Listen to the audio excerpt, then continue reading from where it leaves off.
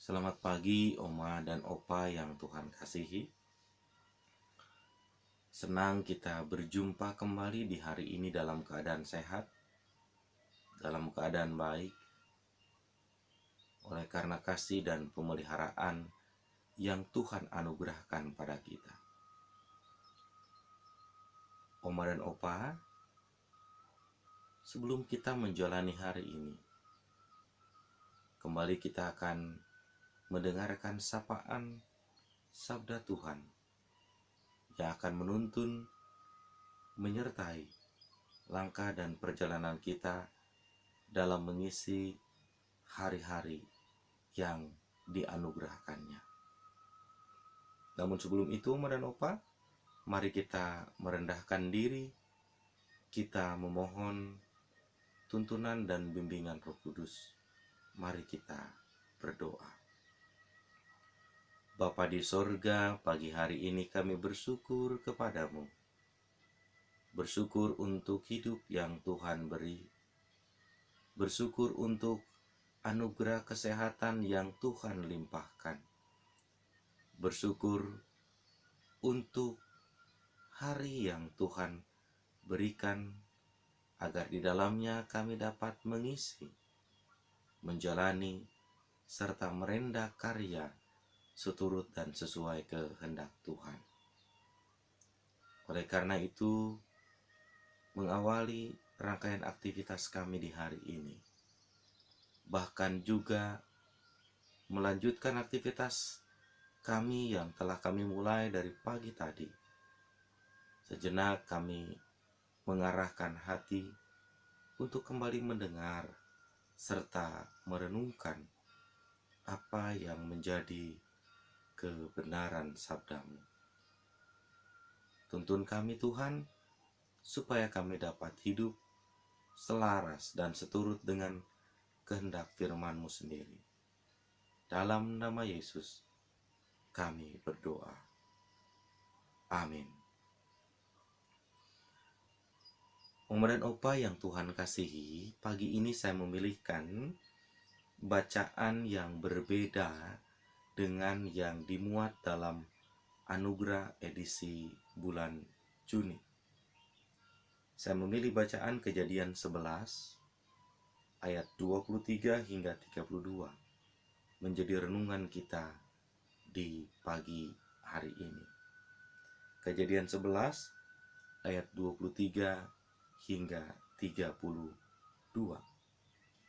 Saya akan bacakan bagian ini untuk Oma dan Opa sekalian. Serug masih hidup 200 tahun setelah ia memperanakan Nahor, dan ia memperanakan anak-anak lelaki dan perempuan. Setelah Nahor hidup 29 tahun, ia memperanakan Terah. Nahor masih hidup 119 tahun setelah ia memperanakan Terah, dan ia memperanakan anak-anak lelaki dan perempuan. Setelah Terah hidup 70 tahun, ia memperanakan Abram, Nahor, dan Haran. Inilah keturunan Terah. Terah memperanakan Abram, Nahor, dan Haran memperanakan Lot. Ketika Terah ayahnya masih hidup, matilah Haran di negeri kelahirannya di Ur-Kasdim. Abram dan Nahor kedua-duanya kawin. Nama istri Abram ialah Sarai, dan nama istri Nahor ialah Milka, anak Haran, ayah Milka dan Yiska. Sarai itu mandul, tidak mempunyai anak.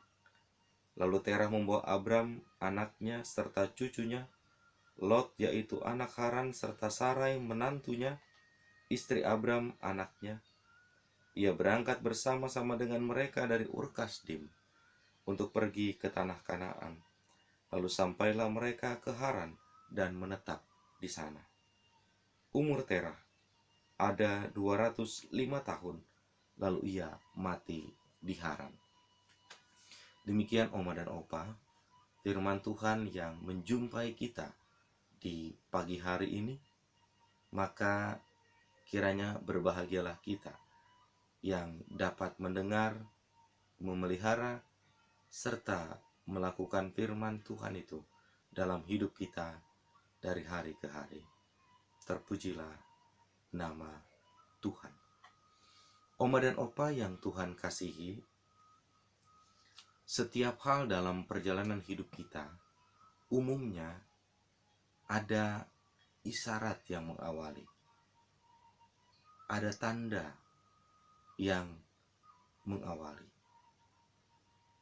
Apapun itu, setiap hal menurut saya ditandai dengan isyarat, ditandai atau diawali dengan sesuatu yang menjadi pertanda akan hadirnya hal-hal yang lain dalam perjalanan hidup kita. Hanya, apakah kita peka terhadap isyarat itu? Ketika ada isyarat tertentu yang mengawali hari kita di hari ini, pekakah kita dengan isyarat yang mengawali realitas atau perjalanan hidup kita hari ini? Pergantian waktu dan musim dalam perjalanan hidup kita, Oma dan Opa, itu juga ditandai dengan adanya isyarat. Misalkan, bergugurnya dan menguningnya warna daun menjadi isyarat atau menandai akan datangnya musim gugur. Menguncupnya kembang memberi isyarat mulainya musim semi. Senja temaram menandai siang segera berganti menjadi malam. Terbitnya fajar di ufuk timur menandai pagi akan segera tiba, sekaligus isyarat bagi hari dan pengharapan yang baru. Semua ada isyaratnya. Hanya tidak banyak orang ketika dia mengalami isyarat-isyarat tertentu, menjumpai tanda-tanda tertentu, menyadari bahwa itu adalah sebuah pergantian yang akan terjadi di tengah kehidupan seseorang atau di tengah kehidupan kita secara umum. Karena mungkin kita memandang semua itu adalah hal yang biasa. Semua itu adalah hal yang wajar dan lumrah. Nah, tak terkecuali Oma dan Opa yang Tuhan kasihi terkait dengan usia, terkait dengan umur seseorang. Maka dalam perjalanan hidup kita pun juga ditandai dengan isyarat yang menjadi pembuktiannya. Alkitab memberikan catatan pada kita di pagi hari ini. Terah yang berumur 205 tahun menjadi isyarat adanya dan hadirnya pengharapan. Sebab generasi sebelum Terah ada yang usianya lebih dari itu. Tetapi setelah Serug sampai kepada Terah, maka Seruglah yang dikatakan usianya mencapai 200 tahun. Sementara di bawah Serug ada yang dicatatkan usianya, ada juga yang tidak. Tetapi kita diingatkan kembali bahwa pergantian usia atau pertambahan usia yang dialami oleh seseorang menjadi isyarat betapa Tuhan memperhatikan kita. Betapa Tuhan mau menunjukkan kepedulian dan kepekaannya pada kita. Sekalipun tidak semua manusia di zaman sekarang memiliki umur yang panjang, memiliki usia hingga ratusan tahun. Tetapi kita percaya bahwa ada banyak isyarat yang Tuhan hadirkan untuk menolong kita, untuk membantu kita menjadi peka dan sensitif di tengah kehidupan ini. Tak terkecuali Oma dan Opa yang Tuhan kasihi. Hadirnya pandemi virus corona di tengah kehidupan umat manusia, tak terkecuali di tengah bangsa dan negara kita, itu pun menjadi isyarat betapa manusia perlu mengedepankan, mengutamakan akan arti pentingnya hidup sehat itu sendiri. Mulai dari makanan yang sehat, mulai dari aktivitas yang sehat, mulai dari pikiran yang sehat, mulai dari istirahat yang sehat.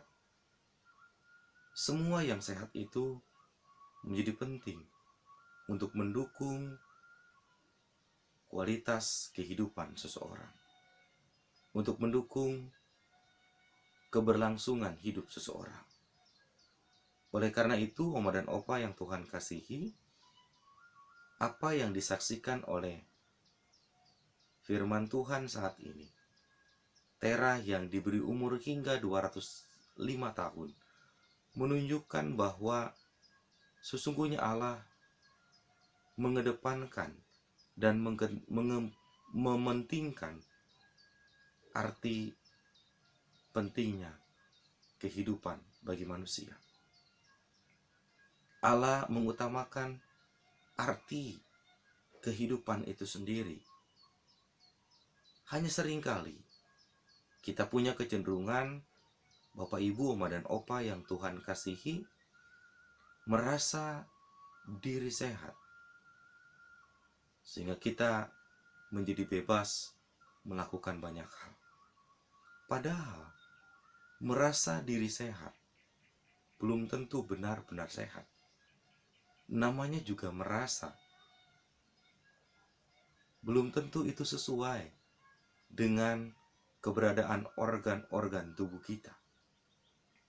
Itulah sebabnya ketika dalam kehidupan ini kita diberi isyarat, kita diberi tanda untuk selalu berhati-hati, untuk selalu waspada, maka itu bukan berarti ingin membatasi kita.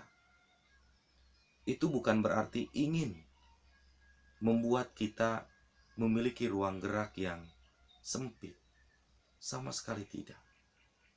Tetapi percayalah bahwa semua itu adalah dalam rangka memelihara kehidupan kita, dalam rangka menjaga kesinambungan usia kita. Oleh karena itu, pergantian hari, pergantian waktu, pertambahan usia dan lain sebagainya adalah isyarat pengharapan yang Tuhan berikan.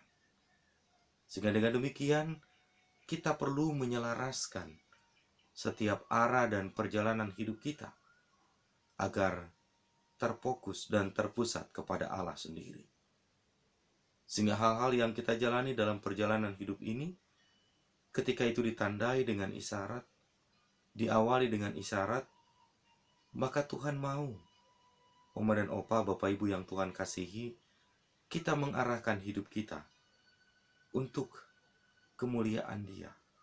Bukan untuk kepentingan diri kita sendiri, tapi juga untuk kesaksian bagi kabar baik dan pekerjaan yang Dia telah lakukan. Allah punya segala sesuatu, termasuk Allah punya hidup kita. Karena itu Allah selalu memberi isyarat supaya kita bisa menjaga hidup kita dengan baik. Allah punya waktu kita.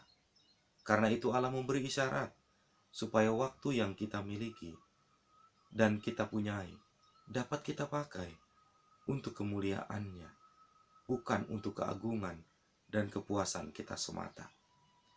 Dia yang memiliki kita, maka Dia juga yang mengajar kita untuk memperhatikan isyarat-isyarat dalam kehidupan ini, agar isyarat-isyarat itu justru membawa kita pada hidup yang seturut dan sesuai dengan kehendak Tuhan.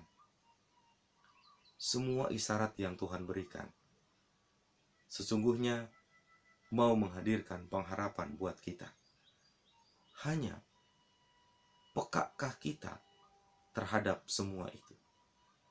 Maka mulai hari ini, mulailah untuk membangun kepekaan diri terhadap berbagai isyarat yang Tuhan berikan, agar hidup kita semakin mendatangkan sukacita.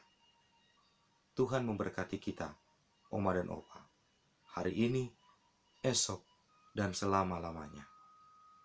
Amin.